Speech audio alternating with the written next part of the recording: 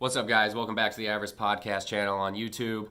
Today's movie review is going to be the remake of Friday the 13th, Reboob, whatever you want to call it. It's actually a remake of Friday the 13th Part 2 in the original line because we're starting off right off the bat with Jason being the main character instead of Mrs. Voorhees. They acknowledge that at the beginning, so let's jump right into it.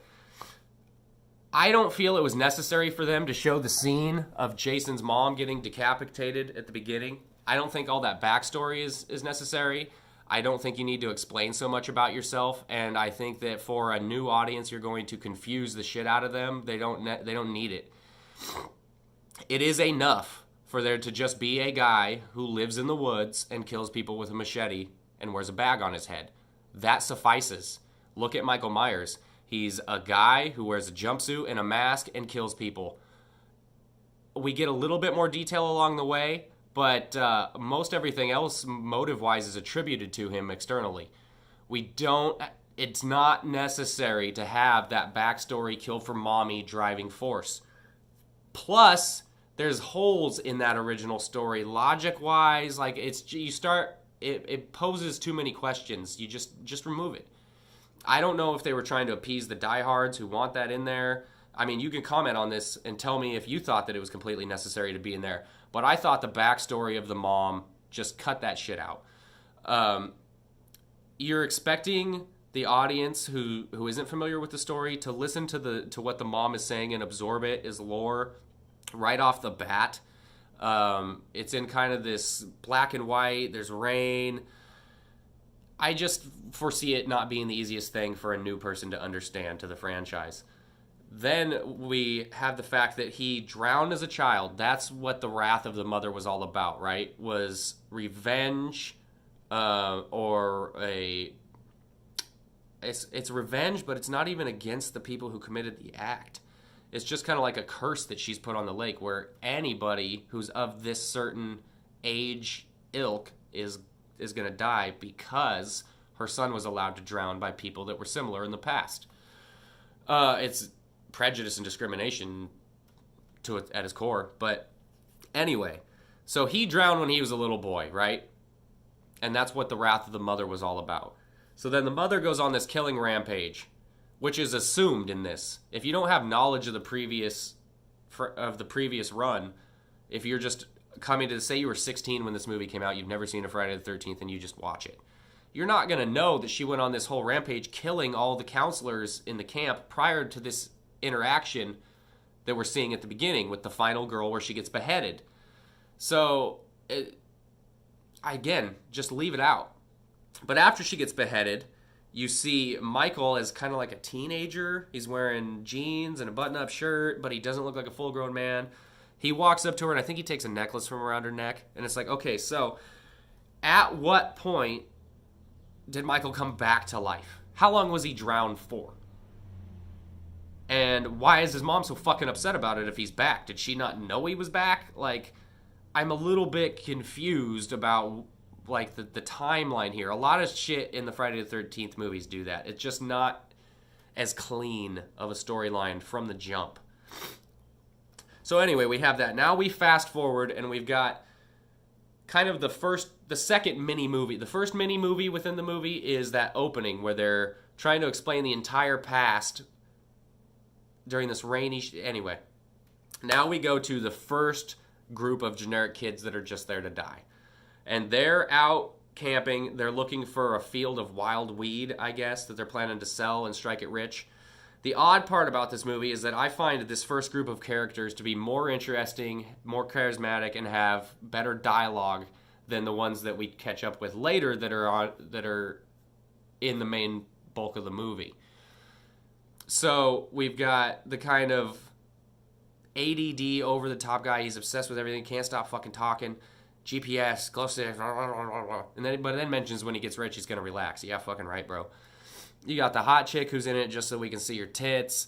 And then you do have the girl that ends up being the final girl who is along with this group. She's the only one out of that whole group that's important. They're camping out for the night.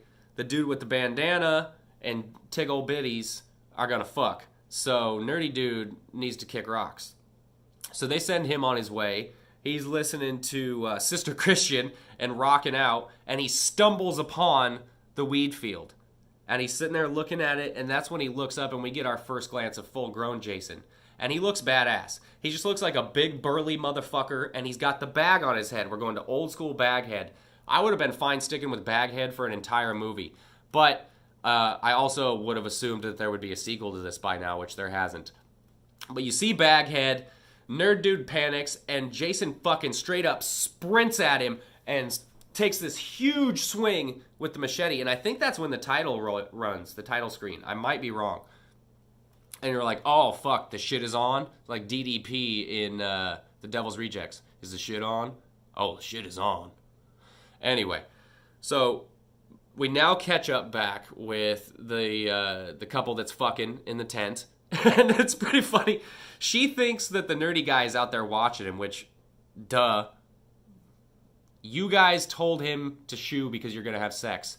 You're in a tent where you're just casting a shadow of your silhouette on, and he could just watch the figures of you. Why wouldn't he be watching you fuck? That's my question. Why would you expect anything else? Anyway, and the guy's reaction when she says, go out there and tell him to fuck off. He's like, I'm not going out there with a boner. There may be no more vulnerable time in a man's life than when he has a boner. You're not going to get me to do many things when I have a boner, especially out in the open in the woods. It ends up, of course, being Jason, but she convinces her beau to get out and go look. He gets his ankle caught in a fucking, no, wait, what does he do? He goes out and finds the friend, the nerdy friend, at least his ear, and he goes running back to find his girlfriend has been put in a sleeping bag by Jason and hung up on the tree above the fire. So it's just slowly burning her and cooking her alive, which was very similar to the Jason X scene where he puts the girl in the sleeping bag and hits the other girl with it. At least it had that feel to me, but of course taking itself much more seriously, rightfully so. This is a return to taking ourselves seriously for the Friday the 13th franchise after many bullshit deep sequels that we had. So as he's running back to his girlfriend, he gets his ankle caught in that bear trap, and it strips the shit down to the bone. And he's struggling to try to get the motherfucker off while he's watching his girlfriend get burned alive. While all this is happening, the main girl, I forget her fucking name, I think it's Sarah, and her boyfriend have gone walking through the woods. They've gone exploring. And they've stumbled upon the Jason Voorhees version of the Myers house, which I don't particularly like. It's fine if Jason lives in a cabin and all that, but it was too extravagant for my liking. He's supposed to be more along the lines of a mountain man, more of the ilk of like the people in Wrong Turn or The Hills Have Eyes than a Michael Myers. And it just felt a little too Michael Myers for me when they're walking through this house. It just reeked of a ripoff of Resurrection. And Resurrection wasn't even good. So when they're walking through the house and they're looking at all these artifacts and remnants, I was like, this is just exactly what they did in Halloween Resurrection. And it brought me to the old Adam Carolla line. He was using it in reference to relationships, but I'll use it in reference to serial killers in slasher movies. Less history, more mystery. When you try to explain too much, you make yourself look like an idiot, you trip over your own dick, and you don't accomplish shit. It's better for the audience to not have it spelled out for them and try to draw their own conclusions because it breeds a life of its own. You start having all these fan films, these fan theories, and it gets to pile, and the argument never gets settled because it's not defined. When you start off with so much history off the bat, we've got his mom, now we got his house, and we've got all this shit. It gets too convoluted. Make it more simple. It's more terrifying when it's simple. I don't want to see the fucking wonder years of Jason. I don't want to see the house. I don't want it. Anyway, they're exploring the house. Of course, they find the shrine with his mother's head in it because we're still doing that shit too. I understand that when you do remakes or reboots, you have a core audience of fans that have been with you the whole time, and you feel obligated to give them certain pieces of the original franchise back. But you're gonna have them regardless. And you have to look at everything you did before as a step towards losing your casual audience. Because that's basically it starts strong, and then it slowly whittles its way down until you only have this core group of people that are going to be with you no matter what you do. And the people who are vaguely interested in horror just are done with you because it's tired. So when you are trying to get those people back worked into the fold, reincorporate that portion of the audience, and you do so much of the shit that they're familiar with not liking from the other movies, you're doing yourself a disservice. That's just my opinion. I don't think that having his mother's head in the shrine and shit was that core to what made Jason terrifying. It may have been core to the original lore, but we don't have to follow the original fucking lore. We just need, at the end of the day, Jason killing people with a machete in the woods. How we get there doesn't have to be the same and so fucking convoluted and so paramount to his motives. So they find the skull, or the skull of the mom, and at some point Jason arrives back home. He kills the boyfriend, and we think that he kills the sister, or the girlfriend, but he actually kidnaps her. I called her the sister preemptively. That might actually be when the title screen rolls, is when he comes up and takes the swing at her. It's during a Jason swing. Now we have the credits, the title screen, and we catch up with the actual main group of teenagers who are in the movie Just to Die. We've got the blonde, waspy, preppy douchebag who basically just wants to show off his material possessions that are actually his parents, most likely, to his friends. We've got his girlfriend who's sweet and innocent and probably only with him because she looks at him as a higher accomplishment than some of the better guys. I'm projecting that on her. I don't know why they're together, honestly. They don't even seem to have that strong of a relationship, especially later on. You got the Asian goofy dude, the black guy who wants to start a rap label, and then you've got the hippy dippy fuck California t-shirt guy. He's like, he reminds me of a really young version of the dude from The Big Lebowski. And then I think Willa Ford is his girlfriend. I may be speaking out of school. The blonde girl who wakeboards topless. All praise be to you. Anyway, we catch up with them at a convenience store. And then we get Dean from fucking Gilmore Girls. I don't know his name. He's in Supernatural also. He's pretty, but he's not a good enough actor to lead this movie, unfortunately. Which is, I could say that about almost everybody in the movie.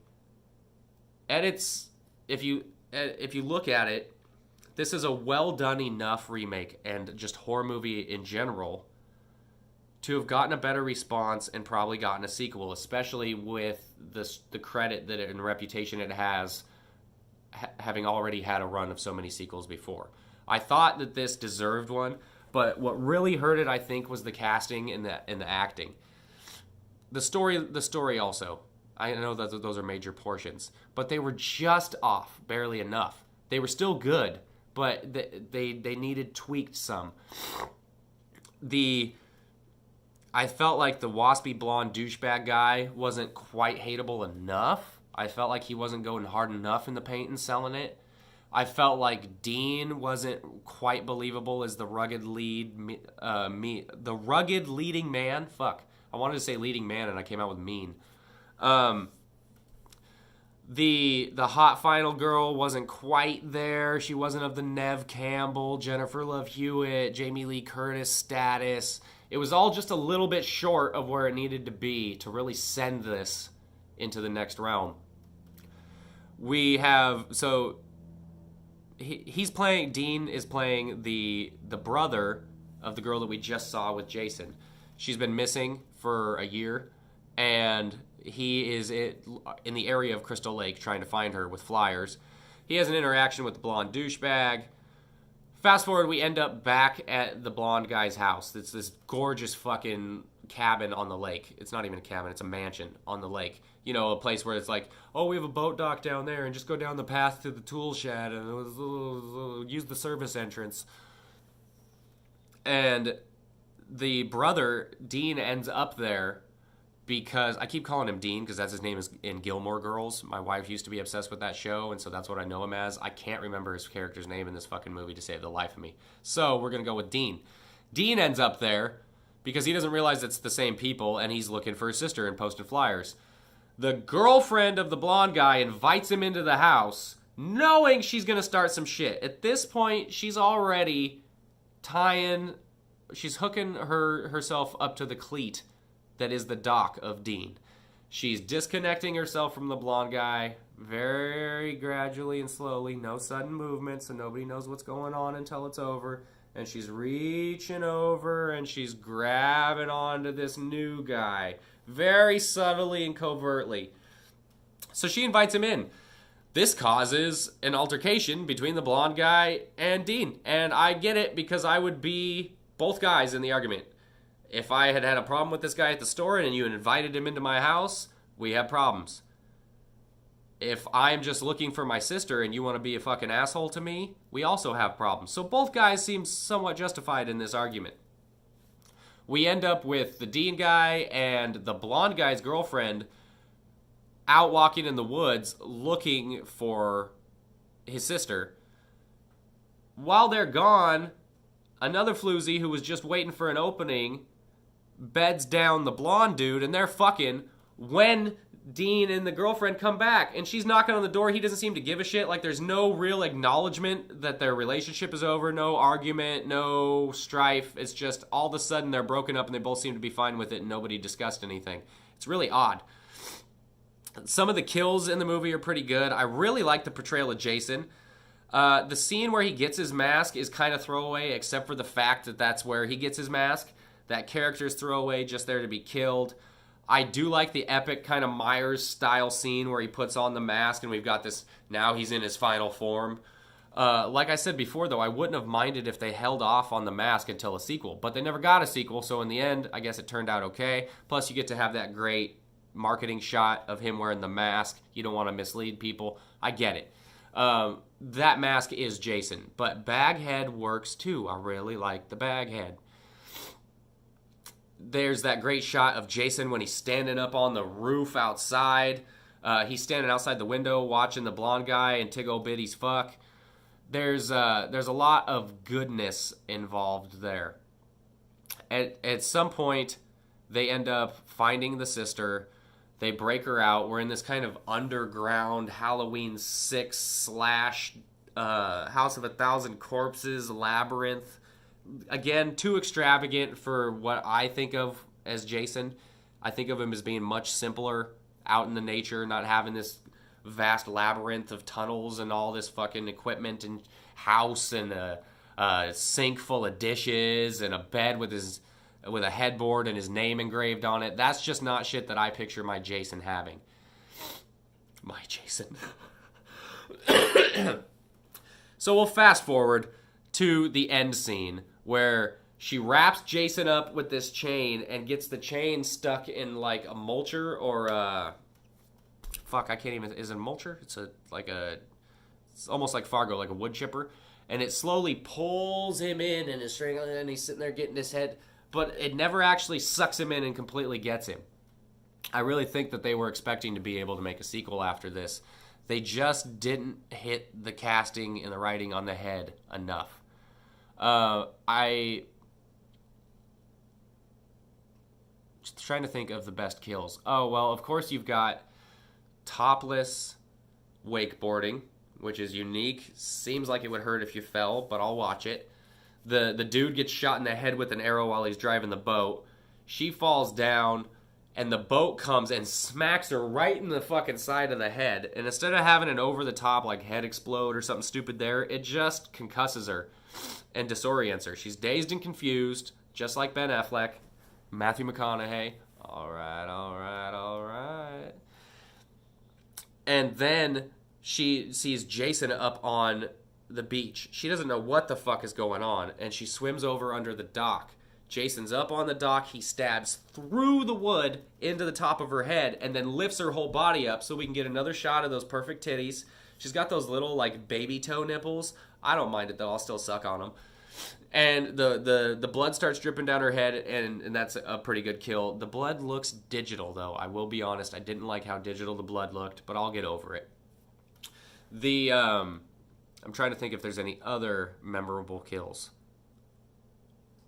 Fuck it. We'll just culminate by saying that I think it was a worthwhile entry in the franchise. It was a solid remake or Reboot, whatever you want to call it, it was just a little too generic to make it to the next level. But it has rewatchability for me, especially because I am vaguely a fan of Jason and the Friday the 13th franchise. I think that they get real stupid real fast, but it's nice to watch just a big berserker fuck up some shit who doesn't talk. You don't really know we know his motives with the mommy thing. Oh, that's what I was gonna. So the final girl uses the mommy thing, the Jason thing, at the end again against him, which we've seen so many times before. I just felt like the mommy part of the angle needed to be ignored entirely. The portrayal of Jason, though, I loved. He seems more human than in the previous run of the franchise. And, the supporting cast just needed to be better. The lead guy, the lead girl, a little bit of writing tweaks, but it could have been an all-star type performance, type movie. I'd probably say I'd give it a 7. It's a solid entry in horror genres. Check out my other reviews on the channel. If you want the podcast of the commentaries, audio only, search up Avarice Podcast on Google, SoundCloud, iTunes, all the above. I'm there. Find me on Instagram at Avarice Trading.